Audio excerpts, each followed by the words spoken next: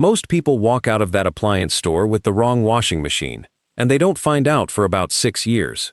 It runs fine, it looks nice. They forget all about it, and then one Tuesday it starts making a noise, and a fellow comes out and tells them it's not worth fixing, and they stand there, wondering how a $1,000 machine turned into junk that fast. Well, it didn't turn into junk that fast. They bought it that way, on the showroom floor, the day they picked the wrong thing to care about. And that's what this video is about. Not which machine to buy. I made a whole other video on that, and it's linked below. This one is about how to think, so that you walk into that store already knowing the game, because there is a game. And right now, most people are playing it without ever being told the rules. Now let me tell you where I'm coming from, so you can weigh it. I don't fix washing machines for a living. I fix refrigerators. And I'll tell you why that matters, instead of hiding it. It means I've got no brand I'm loyal to, and nobody I'm trying to sell you. And it means I learned this the same place you can check it, which is the published service data, and the technicians who actually turn the wrench on these every day. I went and did the homework, and I'm going to hand you 7 things that the store is never going to tell you, and every one of them is a place where regular people get it wrong. And by the end, you're going to look at that whole showroom differently, because you'll see what actually matters, sitting right there underneath everything they put on the placard to distract you. So here's the first secret, and it's the biggest one, and everything else comes out of it. You are buying the wrong thing. When a person walks up to a washing machine in a store, they look at the capacity, and the cycles, and the finish, and whether it's got a nice screen, and how quiet the salesman says it is. And I understand why. Because that's what's printed on the card taped to the front, and that's what the fellow in the polo shirt talks about. But not one of those things is going to determine whether you're happy with that machine in 8 years. Not one. Here's what actually determines it. How it's built, whether the parts that wear out can be replaced by themselves, whether anybody local will work on it, and whether the parts are even going to be there when you need them. Those are the questions a repairman asks, and they are nowhere on that card, and the salesman will not bring them up, because the honest answers don't help him sell you the expensive one. So the very first thing you've got to do is throw out the list of things the store told you to care about, and pick up the list the repairman uses. That single switch, before you've looked at one machine, puts you ahead of almost everybody else in that building. And I'll give you the one sentence that the whole thing rests on. Because it comes up in the service data over and over, from sources that have no reason to agree with each other. The biggest predictor of whether a machine breaks is not the brand on the front of it. It's how complicated the thing is. Fewer features, fewer failures. A plain machine that does 3 things will outlive a clever machine that does 30, every single time. And once you believe that one sentence, half the showroom stops tempting you. And here's a way to hold it that makes it real. Because a washing machine doesn't die at random, it dies on a schedule, and knowing the schedule tells you what to shop for. The first 3 or 4 years, you should never hear from your washer at all, and if you're getting service calls in that window, then something was wrong when it left the plant, and that's on the brand. Then years 5 through 8 is when the mechanical wear parts come due. The drain pump, the shock absorbers or the suspension rods, the door seal on a front loader, and the bearing. Those are normal. Those are supposed to happen, and on a machine built right, every one of them is a part a technician can buy by itself for a fair price. And then somewhere past year 8 the electronics come due. Because a control board doesn't wear out slow like a bearing, it just quits one day. So the whole question of whether a machine is worth owning comes down to this. When those normal parts wear out at the perfectly normal time, is each one a $40 part or a $400 part? That single question is the difference between a machine you keep for 20 years and one you throw away at 7, and you can answer it before you buy, if you know to ask. Now the second secret is the one that explains why your last washer wasn't as good as the one before it, and it's not your imagination, and it's not that you got unlucky. About 20 years ago, the whole industry went to high efficiency, which is a nice way of saying they took the water out. Somebody decided a washing machine ought to use as little water as it possibly can, and you can argue about whether that was the right thing to do, but nobody argues about what it did to how these machines wash, because when you pull the water out, you've got to make up for it somewhere, and there is no free lunch, so the cycles got longer. a lot longer, an hour and a half, where it used to be 40 minutes. Because time is one way you make up for missing water. And on the top loaders, they took out the agitator, that post in the middle that turned your clothes over, and they put in a little plate that wobbles. Because you can't turn a full tub of water over when there isn't a full tub of water in there. And here's what people report, in my comments and everywhere else, which is that the clothes come out with dry spots, and twisted into a rope, and whatever was actually dirty is still dirty. And then here's the cruel part of the arithmetic. A machine that's sold to you as efficient, that makes you run the load a second time to get it clean, has now used more water and more power and more of your evening than the old thirsty machine ever did. So the secret here is that high efficiency is a claim about the label, not always about your actual laundry. And if you've got real dirt in your life, farm dirt, work dirt, kid dirt, you want to shop for actual cleaning ability, which usually means a real agitator, and let somebody else chase the efficiency sticker. Now before I get to the next one, let me settle the argument that half of you came in here to have, which is front loader or top loader, because people get this wrong by picking a side instead of picking the machine that fits their life. I'll give you the honest version, because both of them have a real case. A front loader washes better. It's gentler on your clothes, it uses less water, and it spins faster, so it hands the drier clothes that are already half dry. Those are real advantages, and I'm not going to pretend they aren't. The cost of a front loader is that rubber door gasket down at the bottom, which sits warm and damp and grows a smell if you don't tend to it, and it's a machine with more parts in it. And you have got to actually do the maintenance, leave the door cracked, wipe the gasket, clean the filter, and if you know good and well you're not going to do those three things, then do not buy a front loader, because it will make your whole laundry room smell and you'll hate it inside of 2 years. A top loader with a real agitator is the other end of it. It's cruder. It's a little harder on fabric, it uses more water, and it won't spin as fast, but it has no door gasket to rot. It dries itself out between loads, it's simpler, and a good one will outlast the fancy front loader on the next pedestal. So the mistake isn't picking one. The mistake is picking based on which one looks modern in the store. Pick based on your laundry and your habits. If you've got the discipline and you want the best wash, front loader. If you want to load it and walk away and never think about it, top loader, with a real agitator. Both are right answers. They're just right for different people. Now the third secret is the one that turns a good machine into landfill over a $40 part. And it is the single most important thing in this entire video, so if you only remember one, remember this.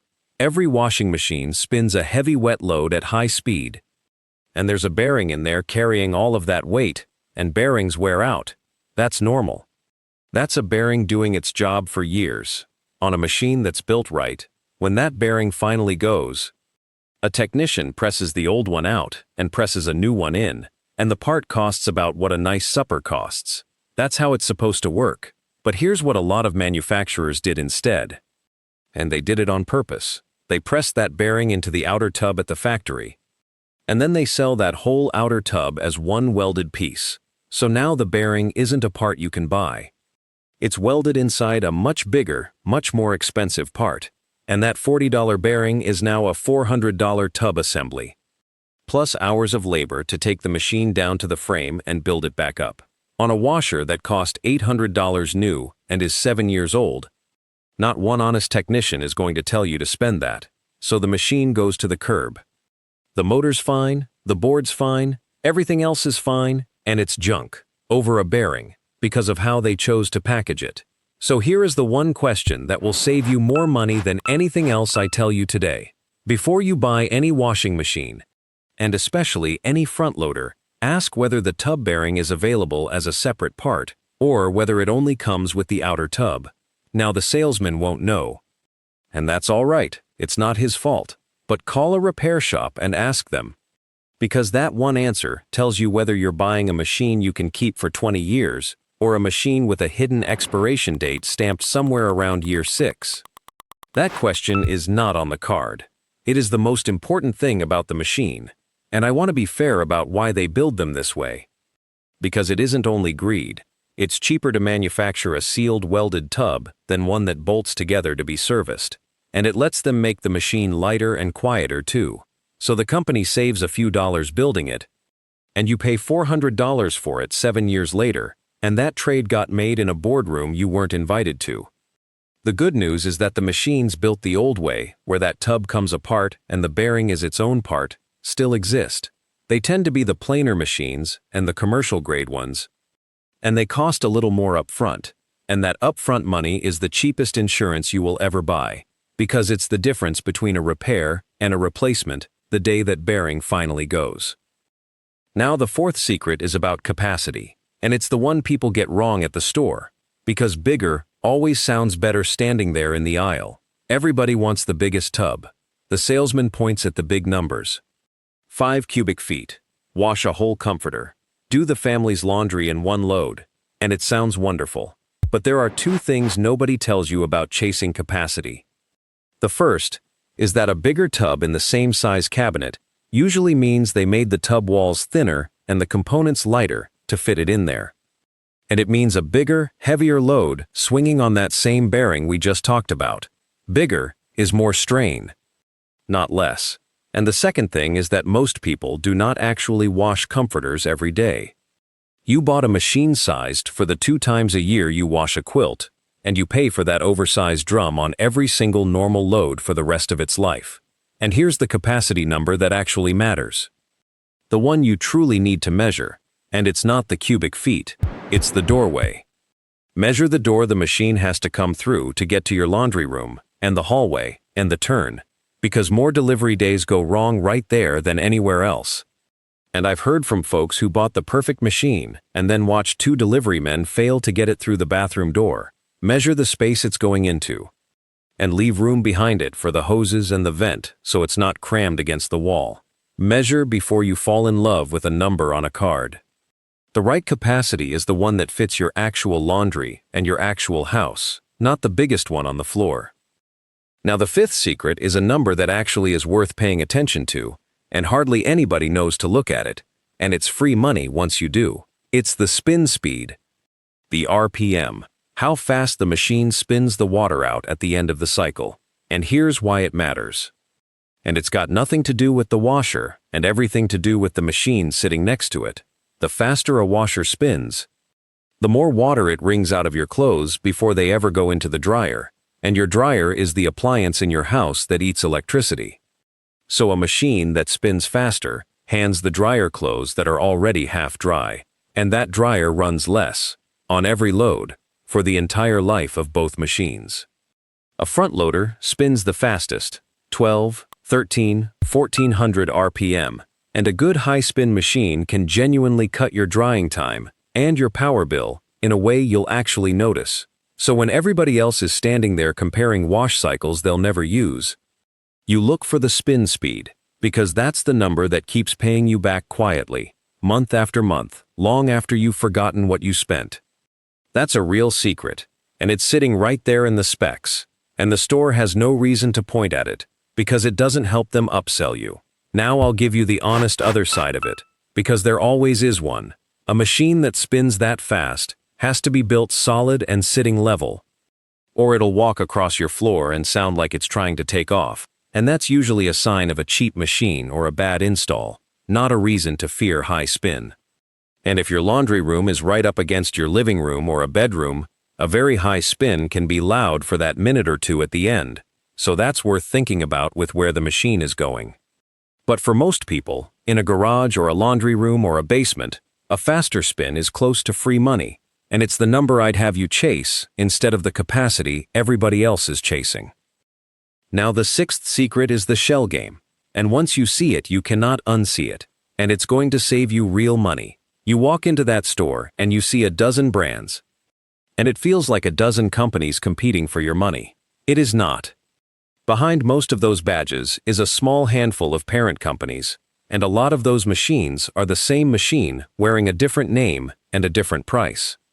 Maytag is Whirlpool, has been since 2006, and down the row you'll find a premium brand and a budget brand, and they'll be built on the same platform in the same plant, with the fancy one wearing nicer trim and carrying a much bigger number. They're counting on you paying extra for the badge that makes you feel like you bought quality. Now I'll be careful here. Because it's not always true that the cheap badge and the expensive badge are identical, and sometimes the premium one really is built better, and I made a whole video about which specific machines earn their money. But the secret you need walking in is this. Never assume the price tells you the quality. Two machines that look almost the same, at very different prices, are very often the same machine. And the honest move is to find the platform you want, and then buy the cheapest badge that's built on it. Pay for the guts, don't pay for the costume. And here's how you actually use that in the store. Because it's not enough to just know it.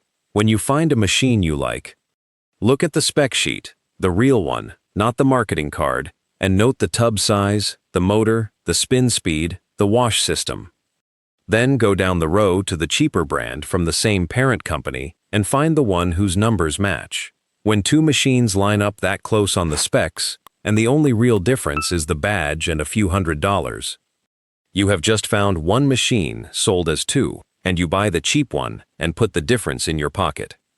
The salesman is not going to walk you across the floor to do that comparison, so you do it yourself, and it's the single most powerful 5 minutes you'll spend in that building.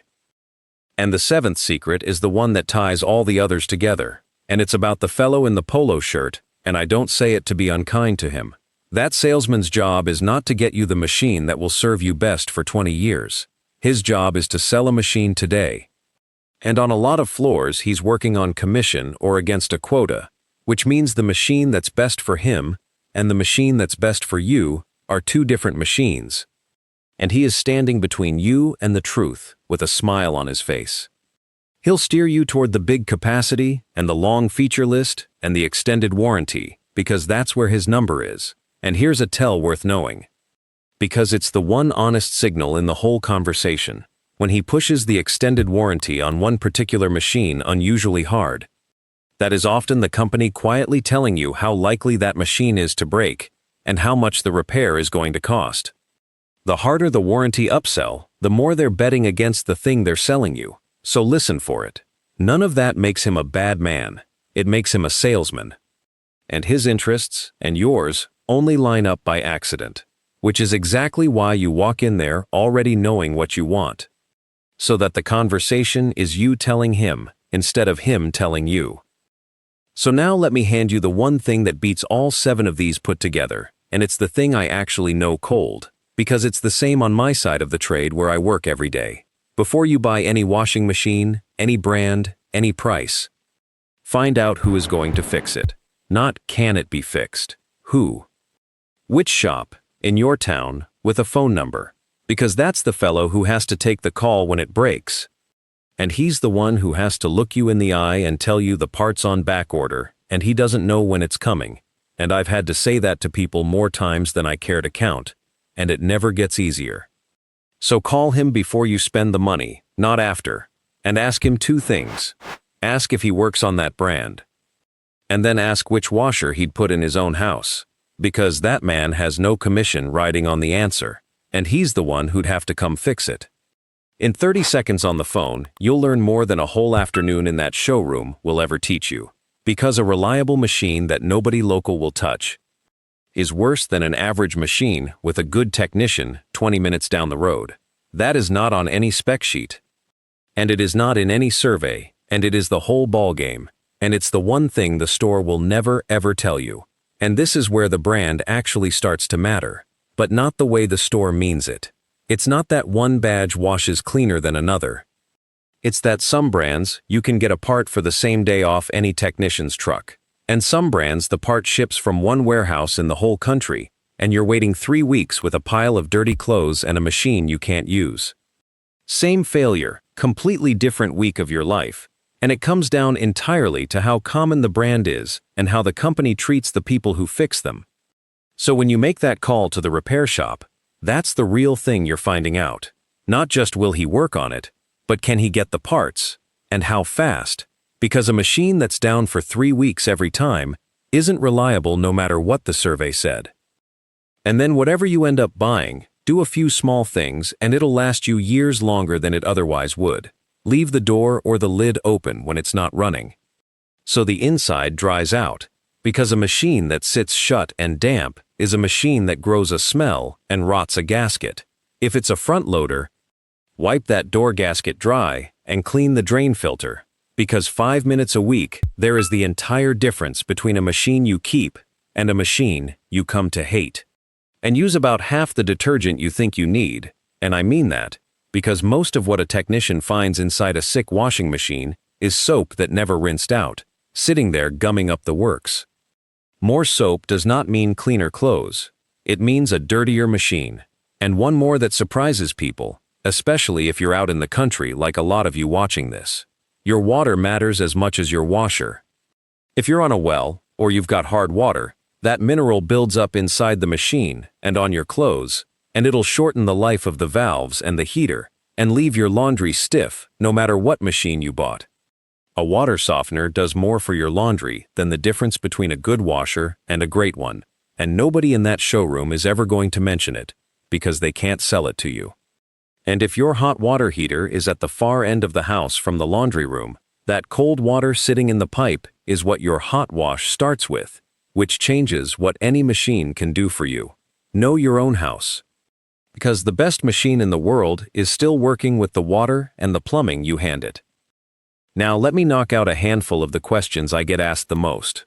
Quick, because these are where people trip up right at the register. Do you need the pedestals? Those drawers the machine sits up on? No. You do not need them. They're expensive, and they're mostly about saving your back from bending, which is a fine reason if your back is bad, but know you're paying a couple $100 a piece for a drawer. Should you buy the matching dryer at the same time? You can, and it looks nice. But the washer and the dryer don't talk to each other, and they don't have to match, and if the budget's tight, put your money into the washer, because the washer is the one with all the failure points, and the dryer is a much simpler machine. Steam cycles, sanitize cycles, allergen cycles. Those are heaters. And heaters are another part that can fail, and most people use them about twice. If you've got a real need, a baby, allergies, fine. But don't pay a big premium for a cycle you'll run once a year. What about the little second washer built into some of these? The sink in the lid, or the drawer in the pedestal, that's a whole second machine's worth of parts. A second motor and pump and seal, packed in the same cabinet, and it's another thing to break, and I'd skip it. And how long should a washer last? A good one, 10 to 15 years easy. And the best of them go 20 and more. And if the one you're replacing didn't get near that, it's very likely because of the things we just talked about, not because you did anything wrong. So let me bring the whole thing together for you, because that's a lot to hold at once. Most people get it wrong because they shop for the wrong things. The capacity and the cycles and the finish, when the things that decide whether you're happy in 8 years are how it's built, whether the parts come by themselves, and whether anybody local will fix it. They fall for high efficiency without knowing it can mean longer cycles and weaker cleaning. They never ask the one question about the tub bearing that separates a 20-year machine from a 6-year one. They chase the biggest tub instead of measuring their own doorway. They ignore the spin speed, which is the number that actually saves them money. They pay for a badge when they're getting the same machine underneath, and they let a salesman decide for them instead of walking in already knowing. Fix those 7 things, and you are no longer most people. The industry is going to keep selling you screens and cycles and capacity, because that is where their money is. But the parts that break are the parts they added. And the parts that last are the ones they've been building the same way for 40 years. So buy the wash, and skip the rest, and ask who's going to fix it before you ever hand over $1. Now I want to hear from you, because your comments are better evidence than anything the manufacturers print. What washer have you got right now? And what year did you buy it? Because somebody's going to tell me they've had the same set for 30 years and never touched it. And that's the machine we all ought to be studying. Put it down there, brand and year, and hit that like button if this changed how you're going to shop, because that's what puts it in front of the next person about to walk into that store and get it wrong. And subscribe, because I made the companion to this, the actual machines I'd buy and the ones I'd never touch, and they're linked right below. And call that repair shop before you buy, not after. Thanks for watching.